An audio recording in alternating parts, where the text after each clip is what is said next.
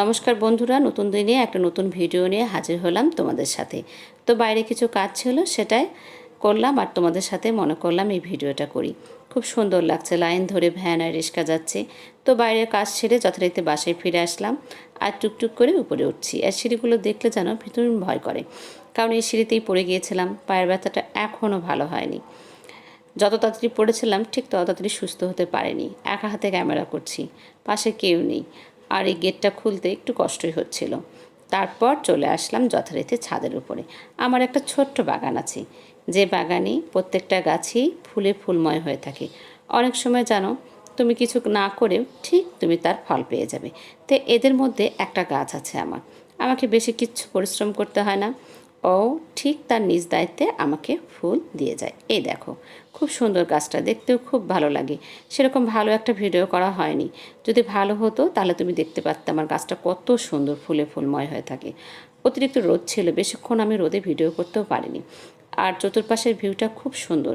আকাশের মেঘটাও যেন এত সুন্দরভাবে ছড়িয়ে ছিটেছিল, দেখতে যেন এত ভালো লাগছিল। তাই মনে করলাম ক্যামেরা বন্দি করি আর তোমাদের সাথে শেয়ার করি আমার ভালো লাগাটা। তারপর ফুল টুল নিয়ে নিচে চলে আসলাম। এখানে বেলপাতা আর তোমার জবা ফুলগুলো মানুষের বাসা থেকে নিয়ে এসেছি। ওনার সাথে আমার একটু সম্পর্ক অন্যরকম। একদিন এই নিয়ে তোমাদের সাথে গল্প করব। আর সব ফুল কিন্তু আমার বাগানের। আর দুটো দেখো বেগুনি ফুল, এই ফুল দুটোকে আমি ঠিকমতো চিনিই না। তোমাদের যদি জানা থাকে তাহলে অবশ্যই এই দুটোর নাম বলো তো। আমি খুব খুঁতখুঁতে মেয়ে, সব সময় যদি কিছু জিনিসের নাম না জানি তাহলে মনটার ভিতর যেন কেমন করে। ফুল দুটো তুলে এনে পূজা করতে বড্ড ভয় করছিল, পূজা হয় কি না হয়। তারপর জানলা খুলে পাশের বাসার একটু উকিঝুঁকি মেরে দেখলাম। এই ভাবিটা এত গাছ পাগল, কি বলবো, সবুজে সবুজ।